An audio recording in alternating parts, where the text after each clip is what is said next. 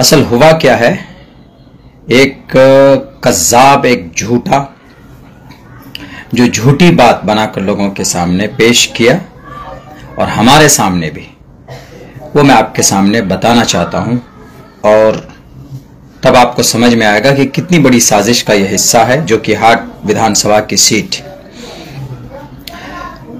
उसमें हुआ यह कि अभी 14 या 15 तारीख को गालिबन हम पार्टी ऑफिस गए अख्तरुल ईमान साहब से मिलने के लिए। तो उन्होंने हमें बुलाया, बहुत सारे लोग थे वहां पे, तो हमें अंदर बुलाया और हमसे ये कहा गया कि मौलाना हम जो कि हाट नहीं लड़ना चाहते, जो कि हाट फंसा हुआ है। हमने कहा क्यों नहीं लड़ना चाहते? उन्होंने कहा कि सर्वे सही नहीं है जो कि हाट के अंदर में, आप दोनों मिलकर भी नहीं जिता सकते, नहीं लड़ सकते। तो हमने कहा नहीं, जो कि जीतना चाहिए। तो फिर उन्होंने ये बात रखी कि जो कि हाट के अंदर जो सर्वे में नाम आ रहा है वो सरफराज साहब का आ रहा है। ये बात जनाब आदिल साहब ने और जनाब अख्तरुल ईमान साहब ने ये बात हमारे सामने रखी अभी 14 या 15 तारीख को रात में किशनगंज ऑफिस में। तो हमने कहा कि नहीं सर, हमने बड़ी मेहनत की है वहां पे, जो कि हाट के अंदर में आपको वो सीट लड़ना चाहिए। और फिर उन्होंने कहा कि सर्वे में तो नाम उनका आ रहा। हमने कहा कि सर्वे उनका क्यों होगा, पार्टी में मेहनत हम लोग करें और फिर नाम किसी और का क्यों आ सकता है, कैसे आ सकता है? और उन्होंने ये बात कही, असदुद्दीन अवैसी साहब, उन्होंने आपके नाम के हवाले से हमसे ये बात कही कि बैरिस्टर साहब इस सीट को सरफराज साहब को देना चाहते हैं, उनको लड़ाना चाहते हैं। हमने कहा कि ये तो बिल्कुल गलत बात है। जब हम वहां पर 2 कैंडिडेट मौजूद हैं, आप हम दोनों में से किसी एक के नाम का फैसला कर सकते हैं।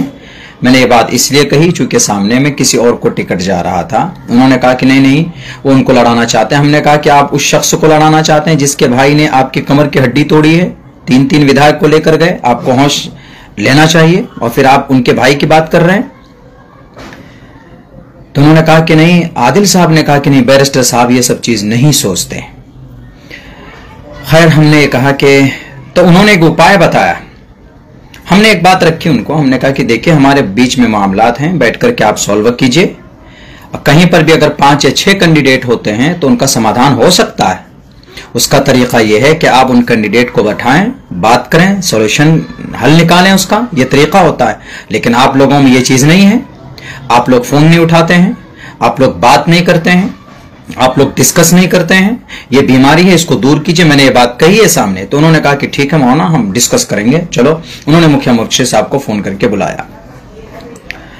उसके बाद उनके सामने भी ये बात रखी कि सरफराज साहब को टिकट जा रहा, बैरिस्टर साहब सरफराज साहब को टिकट देना चाहते हैं। हमने कहा कि भाई उनको कैसे ये टिकट मिल सकता है, ये टिकट तो हमारे नाम का होना चाहिए ना। हम लोगों ने मेहनत की, हमने 7 से 8 साल से हमने मेहनत की है। सन 2020 में मेरा टिकट काटा गया और अख्तरुल ईमान साहब ने होटल हॉलीडे टाइम पूर्णिया के अंदर कबूलियत की घड़ी 3 बजे रात में एक आता कि मौलाना आप शाहनवाज साहब को समर्थन कीजिए, अगले मरतबा आपके बारे में सोचा जाएगा। अगर मेरा ये वीडियो अख्तर साहब तक पहुंचे तो उनको याद आना चाहिए, हम बहुत सारी बातें भूले नहीं। बैरक उन्होंने कहा कि उनके हक में जा रहा, हमने कहा कि उनके हक में नहीं जाना चाहिए। मुखिया जी के सामने भी ये बात रखी गई, उन्होंने भी कहा, हमने अपनी बात रखी कि देखिए मुझे एक मौका मिलना चाहिए।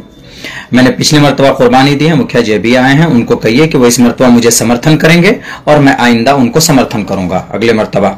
ये बात मैंने रखी। उन्होंने कहा कि नहीं, हम लड़ना चाहते हैं, हम 4 मरतबा लड़े हैं, हम 5 मरतबा लड़े हैं। बहरे कैफ। तो उसके बाद फिर ये बात आई कि ये टिकट तो सरफराज को जा रहा है। तो आदिल साहब और इश्तियाक साहब थे, ये दूसरी मीटिंग थी, उसी रात में अख्तरुल ईमान साहब चले गए थे। उन्होंने कहा कि मौलाना एक रास्ता है, ये टिकट वापस कैसे आ सकता है सरफराज साहब से, ये आदिल साहब बोल रहे हैं। हमने कहा कैसे आ सकता है? कहा कि आप लोग एक वीडियो बनाइए सदर साहब के नाम पर, अवैसी साहब के नाम पर, तो हम ये वीडियो दिखाएंगे, तब वो आपको टिकट वापस करेंगे। मरता क्या ना करता। हमने कहा कि भाई किसी तरह हमें टिकट वापस लाना है। हमने कहा बिल्कुल हम लोग तैयार हैं, बोलिए क्या बोलना है। टिकट बचाने के लिए कितना बड़ा झूठ, कज़्ज़ाब, दजल किया उन्होंने हमारे साथ छल किया उन्होंने। हमसे वीडियो बनाया, बुलवाया दोनों से, लेकिन यहां पर किसी सरफराज की बात ही नहीं थी। यहां वीडियो सिर्फ बनवाना था मौलाना अब्दुल्ला सालिम साहब का कि यही बात मौलाना अब्दुल्ला सालिम बोलेंगे कि कौमी सदर साहब आप ये टिकट हम में से किसी एक को दे दीजिए, हम लड़ेंगे जिताएंगे। ये वीडियो बनाना था बैरिस्टर साहब के नाम पर और हमें यह बताया गया कि ये टिकट आप किसी और को जा रहा है, आप वीडियो बनाइएगा तो बैरिस्टर साहब टिकट वापस कर देंगे आपको, शाहनवाज सरफराज को नहीं देंगे। वाह भाई वाह, क्या साजिश रची आपने जनाब आदिल हसन आजाद साहब, क्या क़यादत कर रहे हैं आप। एक आलिम दीन बेचारा जो दिलो जान से लगा हुआ है, उनके साथ छल किया आपने, झूठ बोला उनके साथ आपने। कभी भी मैंने पार्टी के ताल्लुक से, आप लोगों के ताल्लुक से कोई छल, कोई कपट नहीं रखा है। जब भी कोई बात हुई तो आपके मैसेज के जरिए से, फोन के जरिए से आपके सामने हमने पेश की। क्या वजह थी आखिर?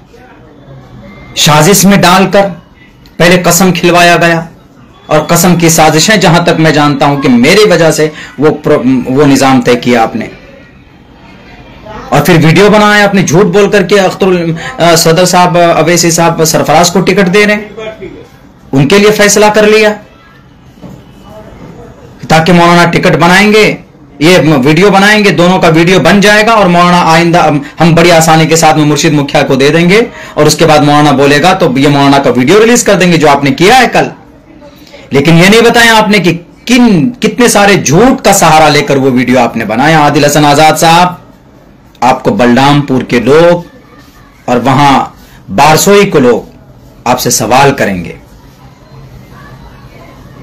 दीजिए जवाब इन बातों का।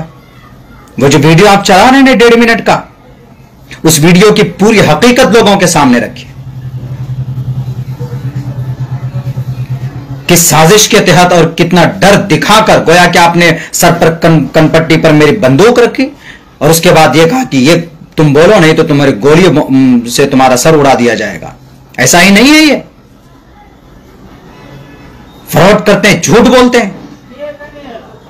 मेरे दिल में जब कोई छल कपट नहीं है, 1.5-2 महीना पहले से मैं कह रहा हूं कि मुझे अगर देना है तो दे दीजिए, वरना मैं चला जाऊंगा, मैं अपना रास्ता देख लूंगा, मुझे आप इतना टॉर्चर मत कीजिए। मैं बहुत ज्यादा सियासी आदमी नहीं हूं, मेरे दिल में आप लोगों के ताल्लुक से कभी कुछ नहीं रहा। आप लोगों ने कहा कि मौलाना आप जितने भी कैंडिडेट हैं वो आएंगे, बैरिस्टर साहब के लिए कारवान इंसाफ को कामयाब करना है। पहले दिन भी मैं लगा रहा, 16 गाड़ियों से गया मैं, 50 लोग गए साथ में, सब लोगों ने मेहनत की, हमने भी उसमें मेहनत की। बताइए कहां पर अब्दुल्ला सालिम खड़ा नहीं उतरा? राना रंजीत साहब, अभी कुछ ही दिन हुए हैं, उनको बड़ी इज्जत और सम्मान दिया आपने, बहुत अच्छी बात है, देना चाहिए। उनके टिकट का ऐलान कर दिया, उनके कंपेनिंग में नाचिस गया है। वहां के लोगों ने कहा कि मौलाना आप यहां से चले जाइए, आप मत आइए यहां पे, लेकिन फिर भी पार्टी का गुजरात गया। मैं नहीं बोलना चाहता मैं कहां कहां गया, लोगों के सामने रोजे रोशन की तरह आया है, लेकिन मैं ये कह रहा हूं कि ये मक्कारी, ये दज्जाली, अल्लाह सब कुछ देख रहा है। हाँ ठीक है, मैंने कही है बात कि हाँ हम में से किसी को दे दीजिए टिकट, सिर्फ इसलिए आपने डराया कि ये टिकट जा रहा है सरफराज को। हम बोले जरूर हैं, लेकिन मुझे कभी उम्मीद थी कि हम में से किसी एक को मुझे मिलेगा टिकट, मैं यही सोच रहा था। और आइंदा साल के लिए आप मुखिया साहब को वो करेंगे, मैं उनके मुखालिफ नहीं मुखिया जी के, लेकिन यह कि उनको टाइम मिलना चाहिए काम करने का, 5 साल तक काम करे वो, उनको टिकट देते आप, और जो कि हाट के अंदर ये सीट में आपको निकाल के दिखाता। बहरे कैफ ये क़यादत नहीं है। अख्तरुल ईमान साहब, आदिल साहब, मैं किसी के खिलाफ कुछ नहीं बोल रहा हूं, बस मैंने अपने जिम्मेदारी से इस्तीफा दिया है। लेकिन कौम की क़यादत खड़ी करने के लिए आप चले थे, लेकिन सिर्फ टिकट बांटने के लिए आप में इसमें नाकाम साबित हुए हैं। जब आप एक अदना सा टिकट बांटने में आपकी क़यादत बाकी नहीं रही, तो आप कौम के लिए इतने बड़े मसाइल, ज़मीनी मसाइल, मिल्ली मसाइल, समाजी मसाइल, तामीर और तरक्की की क़यादत कैसे कर पाएंगे? उलमा को पसंद नहीं करते हैं आप, उलमा से नफरत है, अदावत है आपको।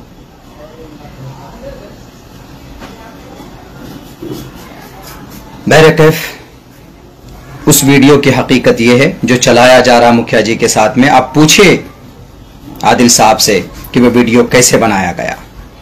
खैर, मैंने कसम खाया था, लेकिन उससे कसम से पहले, कसम खाने के बाद में वो उसमें कंडीशन थी कि पार्टी में रहकर कोई कुछ नहीं बोल सकता। मैंने कल ही सबसे पहले मैंने इस्तीफा दिया था बाकी यह है कि यह गलत बयानी बिल्कुल नहीं होनी चाहिए।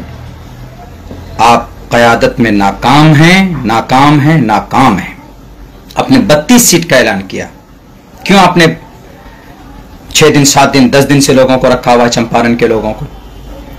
आपने बांका से एक लेडीज आई, समस्तीपुर से बच्चा लेकर के आया, उसको आपने उम्मीद दिलाई, आपने उनको मना कर दिया कि नहीं लड़ेंगे यहां से। शुरू दिन मना कर देते आप, घर पे मना कर देते आप। क़यादत का मतलब लोगों को मदद करना होता है, लोगों की परेशानी बढ़ाना नहीं होता है, लोगों के मसाइल हल करने होते हैं। यहां तो आप मसला पैदा कर रहे हैं। आप